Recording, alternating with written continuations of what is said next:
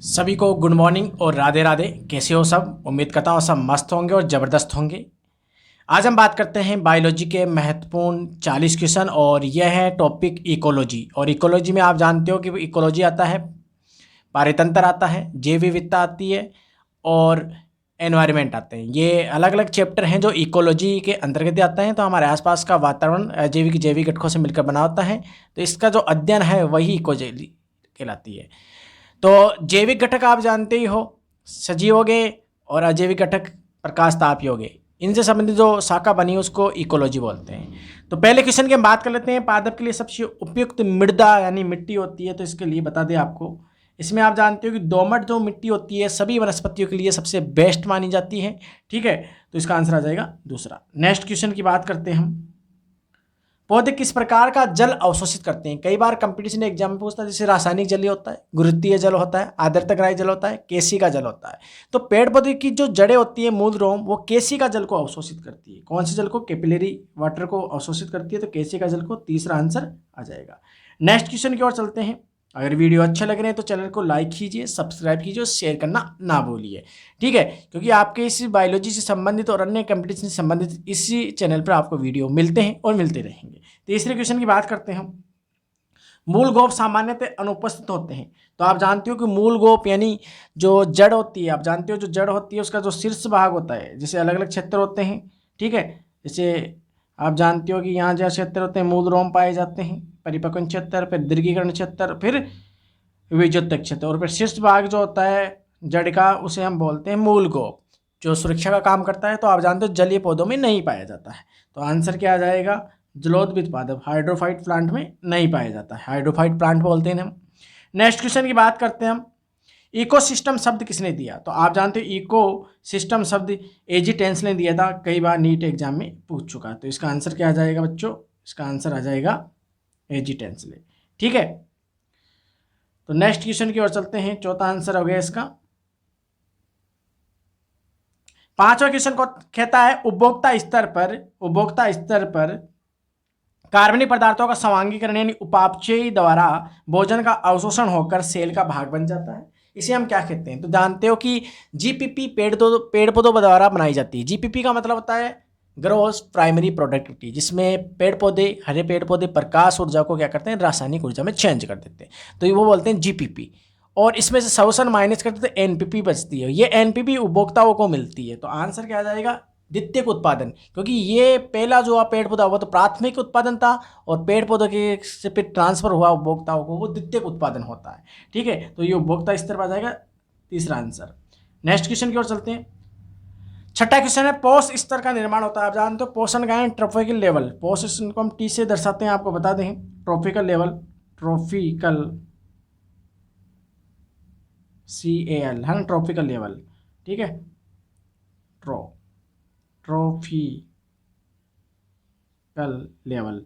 ठीक है, तो आप जानते हो कि खाद्य श्रृंखला में जुड़े सभी जीवों से क्या बनता है? पोष स्तर बनता है। तो इसका आंसर आ जाएगा चौथा।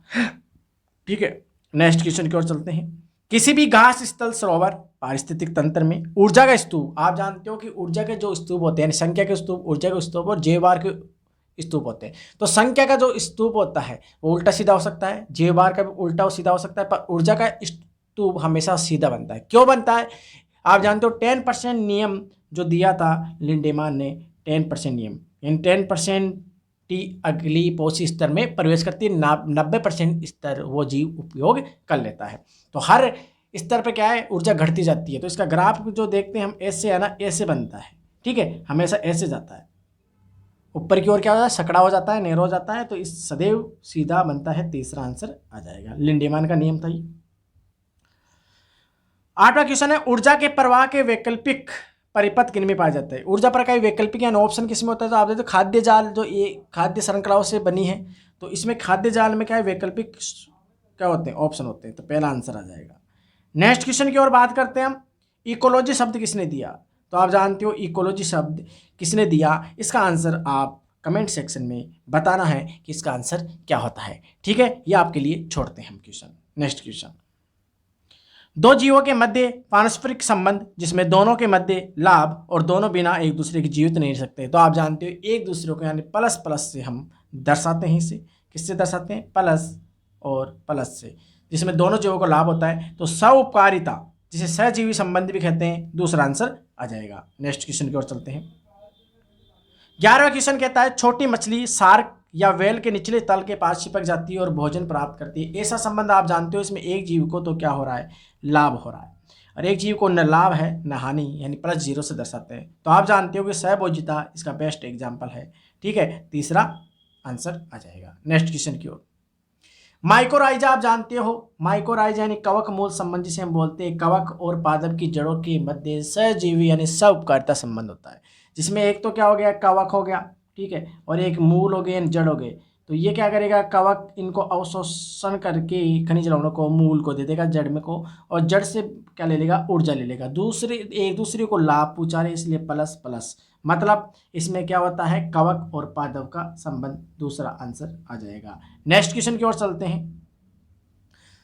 निम्न में से कौन सा मनुष्य निर्मित इकोसिस्टम है। इकोसिस्टम आप जानते हो, जैसे मरुस्थल हो, जल हो, है ना, तालाब हो, सभी का इकोसिस्टम अलग अलग होता है, एनवायरनमेंट पे निर्भर करता है। तो मानव द्वारा निर्मित जो इकोसिस्टम होता है वो एक्वेरियम होता है। एक्वेरियम में आपको पता है, जैसे आप हॉस्पिटल के अंदर देखेंगे मछलियों वाला जो देखा होगा, वो बनाया गया है मानव द्वारा, ठीक है, जिसमें मछलियाँ पालते हैं, ठीक, कांच के लगा हुआ देखा होगा ना, कांच, इसमें लाइट लगी होती है, मछलियाँ होती है सुंदर सुंदर। तो ये एक प्रकार से ये क्या है, नेचुरल नहीं है, कृत्रिम है। तो ये क्या है, मानव निर्मित इकोसिस्टम है। नेक्स्ट क्वेश्चन की ओर। खाद्य श्रृंखला में प्रारंभिक जीव होते हैं। तो आप जानते हो खाद्य श्रृंखला में जो प्रारंभिक जीव होते हैं वो प्रोड्यूसर होते हैं, उत्पादक होते हैं, जिन्हें हम पेड़ पौधे बोलते हैं, और ये प्रकाश संश्लेषी होते हैं। तीसरा आंसर आ जाएगा। नेक्स्ट क्वेश्चन की ओर चलते हैं। पारितंत्र में मुख्यतः प्रथम पोषण स्तर माना जाता है। तो आप जानते हो उत्पादकों को हम प्रथम पोषण स्तर मानते हैं। जैसे ऐसे हम सारणी बनाते हैं तो नीचे नीचे किसको रखते हैं हम, नीचे नीचे क्या रखते हैं, जैसे T1 T2 T3, तो नीचे नीचे प्रोड्यूसर को रखते हैं हम, किसको रखते हैं, प्रोड्यूसर को, यानी उत्पादकों को, पेड़ पौधों को। ठीक है, पहला आंसर। Next question. कैसे लग रही है वीडियो, और सभी भाई बंधुओं को अगर ये वीडियो अच्छी लग रही है तो इस चैनल को आप लाइक कीजिए, शेयर कीजिए, और सब्सक्राइब बटन लिखा हुआ है, दिनेश कुमावत क्लासेस लिखा है नीचे, आप उस पर जाइए, क्लिक कीजिए, और अन्य वीडियो भी देख सकते हैं, क्लासेस भी देख सकते हैं, और शेयर कर सकते हैं। ठीक है, नेक्स्ट क्वेश्चन। उपभोक्ता स्तर पर संचित ऊर्जा को कहते हैं। तो आप जानते हो उसे द्वितीय उत्पादकता कहते हैं। ये दोबारा रिपीट हो गया ये क्वेश्चन। ठीक है, 17वां, पारितंत्र में अपरद में लिग्निन एवं काइटिन की मात्रा बढ़ने पर अपघटन की दर प्रभावित होती है। आप जानते हो कि अगर अपरद का मतलब होता है कि सूक्ष्म जीव, पेड़ पौधे, है ना, और नमी, मिट्टी, इसकी ऊपरी जो भूमि होती है, इस परत को बोलते हैं अपरद, ये उपजाऊ होती है। तो अपरदन की क्रिया ने तोड़ने की जो प्रक्रिया है उसमें लिग्निन और सुबेरिन का जमाव ज़्यादा होता है, तो घट जाती है, क्योंकि ये कठोर पदार्थ होते हैं, निर्जीव पदार्थ होते हैं। तो अपघटन की दर क्या हो जाएगी, इनकी जमाव हो तो घट जाएगी, तो अपरदन दर घट जाएगी, इसका आंसर दूसरा आ जाएगा। ठीक है, नेक्स्ट क्वेश्चन की ओर चलते हैं। अपने पास 40 क्वेश्चन है, 40 क्वेश्चनों का हम टारगेट रखें जो इकोलॉजी से संबंधित है, जो 12th कक्षा हो, चाहे नीट हो, चाहे जेट हो, ICR हो, CUT हो, ठीक है, BHE हो, सभी कंपटीशन एग्जाम के लिए जरूरी है, चाहे फर्स्ट ग्रेड हो। ठीक है, कि NCERT लाइनों के आधार पर हमने ये वीडियो बना रखा है। Next question.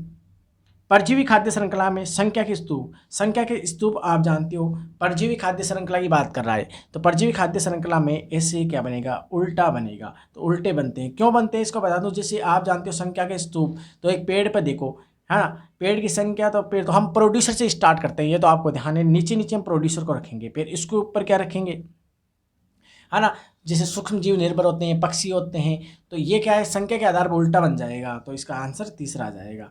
ठीक है, क्योंकि नीचे नीचे हम किसको रखते हैं, उत्पादकों को रखते हैं, इस आधार पर हम क्या बनाते हैं, ये पिरामिड बनाते हैं। ठीक है, ज़्यादा भी इसकी डिटेल जानने के लिए आप हमारे चैनल पर जा सकते हैं, और वहाँ पर एक टॉपिक दे रखा है, ठीक है, उस टॉपिक को आप दे सकते हैं। अभी चलते हैं, है ना, आगे, वो डिलीट हो चुका है। ठीक है, निम्न में से सबसे ज़्यादा जैव विविधता पाई जाती है। सबसे जैव विविधता आप जानते हैं उष्ण कटिबंधीय क्षेत्रों में पाई जाती है, पहला आंसर आ जाएगा। और अमेजन वर्षा वन है जो ब्राज़ील देश की में पड़ता है, तो वहाँ पर विश्व की सबसे ज़्यादा जैव विविधता पाई जाती है, उष्ण कटिबंधीय क्षेत्र में आता है।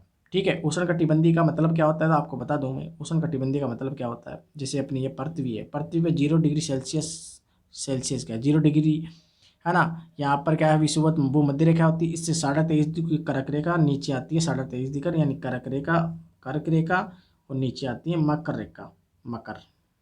ठीक है, इन दोनों के मध्य का जो है क्षेत्र, इस क्षेत्र को हम बोलते हैं उष्ण कटिबंधीय, यानी इस क्षेत्र से लेकर यहाँ तक का जो क्षेत्र है इसे उष्ण कटिबंधीय के नाम से जानते हैं।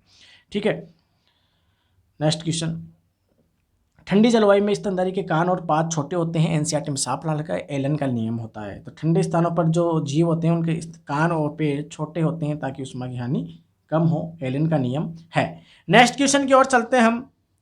रावोल्फिया वोमिटोरिया पादप से कौन सा रसायन प्राप्त किया जाता है? तो रावोल्फिया वोमिटोरिया आप जानते हो, इसे सर्पगंधा बोलते हैं, इससे रेसरपिन प्राप्त की जाती है। ठीक है, दूसरा आंसर आ जाएगा। नेक्स्ट क्वेश्चन की ओर, पृथ्वी का फेफड़ा अभी बताए थे, अमेजन वर्षावन को कहते हैं पृथ्वी का फेफड़ा। तीसरा जगह सबसे ज़्यादा ऑक्सीजन मुक्त करता है। ठीक है, या CO2 को एब्जॉर्ब करता है, ऐसे कह सकते हैं। चलो आगे देखते हैं। रिवेट का मतलब है तो पॉल एरलिख, पॉल एरलिख ने क्या रिवेट पर परिकल्पना दी थी। ठीक है, तो इसने कहा रिवेट का मतलब जाति, एक जाति को बताया, जैसे एरोप्लेन को एक पारितंत्र माना और उसमें जो जाति होती है उसे जीव होता है। ठीक है, जाति होती है उसे रिवेट नाम दिया। तो रिवेट यानी कीलक होता है वैसे कील, तो एक ही रिवेट को हम निकाल दें तो कोई ज़्यादा फर्क नहीं पड़ता किसी भी, पर एक पंखे वाले कीलों को निकाल तो विशेष प्रभाव पड़ेगा। ऐसे सारे करते करते हम रिवेट, पंखे वाले रिवेट को निकाल दें यानी कीलक को निकाल दें यानी जाति को हटा दें तो वो पारितंत्र गड़बड़ा जाएगा। तो विशेष जाति को हटाने से क्या है, पारितंत्र पर अफेक्ट पड़ता है। ये समझाया था पॉल एरलिख रिवेट पॉपर परिकल्पना। तो आंसर क्या जाएगा, जाति के लिए आया है ये सब। ठीक है, दूसरा आंसर। नेक्स्ट क्वेश्चन, बंगाल का आतंक जानते हो आप, जलकुंभी को बोलते हैं, तो यहाँ जलकुंभी नहीं है, आइकोनिया है, तो आइकोनिया क्रिस्पिस बोलते हैं। ठीक है, बंगाल, टेरर ऑफ बंगाल। वर्ष 1992 में कहाँ पर जैव विविधता का ऐतिहासिक प्रथम सम्मेलन हुआ था? तो आपको बता दें रियो डी जनेरियो में पृथ्वी सम्मेलन हुआ था, एनसीईआरटी में साफ साफ लिख रखा है। नेक्स्ट क्वेश्चन की ओर बात करते हैं हम। 26वां क्वेश्चन, वह विदेशी जातियां जो भारत में आई तो एक शैतानी खरपतवार बन गई। सारी है ये, तो भाई शायरी है ये, तो चौथी सारी है। लेंटाना भी है, जलकुंभी भी है, गाजर घास है, सभी है। ठीक है, नेक्स्ट क्वेश्चन की ओर। अमेजन वर्षावन को पृथ्वी का फेफड़ा माना जाता है क्योंकि पृथ्वी के वायुमंडल कुल ऑक्सीजन में इनका प्रतिशत योगदान होता है। तो आपको 20% का योगदान होता है, 20% ऑक्सीजन ये देता है अमेजन वर्षावन, वे पृथ्वी का फेफड़ा माना जाता है इसे। रेड डाटा बुक संबंधित होते हैं, तो रेड डाटा बुक आपको बता दूं IUCN जारी करता है इसे। कौन करता है? IUCN इसे जारी करता है, जिसमें संकटित जातियों, दुर्लभ जातियों, विलुप्त हो चुकी जातियों, इन सभी को दर्शाता है। तो आंसर आ जाएगा चौथा। ठीक है, IUCN का मतलब होता है इंटरनेशनल यूनियन, है ना, for conservation nature and natural resources. ठीक है, जिसका मुख्यालय स्विट्जरलैंड में है। आगे चलते हैं। लाल पुस्तक आंकड़ा कौन जारी करता है? तो अभी बता दिया, IUCN करता है। दूसरा आंसर आ जाएगा। लाल पुस्तक आंकड़ा का मतलब होता है कि ऐसे क्षेत्र जहां पर अत्यधिक जैव विविधता पाई जाती है उन्हें लाल पुस्तक आंकड़ा में शो करा रखा है। और ऐसे क्षेत्रों को हम बोलते हैं हॉटस्पॉट, जैव विविधता के हॉटस्पॉट, ना कि मोबाइल वाले हॉटस्पॉट। ठीक है, जैव विविधता के हॉटस्पॉट का मतलब जहाँ पर अत्यधिक जैव विविधता पाई जाती है। भारत की बात करें तो हिमालय, पश्चिमी घाट, है ना, पश्चिमी घाट है और हिमालय है, इसे इंडो बर्मा वाला क्षेत्र है। ठीक है, नेक्स्ट क्वेश्चन वर्तमान में 34 है। निम्न में से किस एक को सविस्तान संरक्षण में सम्मिलित नहीं किया गया? सविस्तान का मतलब है कि जीव को इन सिटू कंजर्वेशन करना, जिस क्षेत्र में है उसी में उसको प्राकृतिक संरक्षण प्रदान करना। तो आप जानते हो कि जीवमंडल है, नेशनल पार्क है, अभ्यारण्य, बोटेनिकल गार्डन जो होते हैं वो 22 स्थान में आते हैं। तो इसका आंसर चौथा आ जाएगा।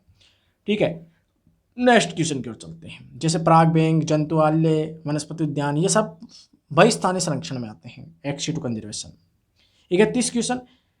31वां क्वेश्चन, विश्व पर्यावरण दिवस आप जानते हो 5 जून को मनाया जाता है। तो कॉमन टॉपिक है। ठीक है, 5 जून को मनाया जाता है। आंसर आ जाएगा दूसरा। ठीक है, राजस्थान का राज्य पक्षी आप जानते हो गोडाउन को कहते हैं, यहाँ पर गोडाउन को बोलते हैं कोरियोटिस नाइग्रिसेप्स। पहला आंसर आ जाएगा। ठीक है, नेक्स्ट क्वेश्चन, राजस्थान का राज्य वृक्ष आप जानते हो खेजड़ी को बोलते हैं, खेजड़ी का नाम आता है प्रोसोपिस सिनेरेरिया। दूसरा आंसर आ जाएगा। नेक्स्ट क्वेश्चन की हम बात करते हैं, सामान्य बातचीत में ध्वनि की तीव्रता क्या होती है? तो आप जानते हो सामान्य बातचीत में हम 60 डेसिबल यूज करते हैं, जिसमें कम ज़्यादा हो सकती है इस आधार पर इसका आंसर आ जाएगा तीसरा। ठीक है, तीसरा डेसिबल, डेसिबल मतलब ध्वनि का मात्रक। नेक्स्ट क्वेश्चन, 35 कौन से प्रदूषक से अम्लीय वर्षा होती है? तो आप जानते हो SO2 व NO2 से क्या होती है, अम्लीय वर्षा होती है। क्योंकि आप जानते हो कि SO2 क्या करता है, जल के साथ अभिक्रिया करके क्या बना लेता है, H2SO3 सल्फ्यूरिक अम्लों का राजा बना लेता है। इसी प्रकार अगर हम बात करें NO2 की, NO2 जल के साथ अभिक्रिया करके HNO3 नाइट्रिक अम्ल बना देता है। तो इसे हम नाइट्रिक अम्ल और सल्फ्यूरिक अम्ल ये बनते हैं SO2 NO2 से, इसलिए इसका आंसर क्या आ जाएगा, तीसरा आ जाएगा। ठीक है, नेक्स्ट क्वेश्चन की ओर चलते हैं।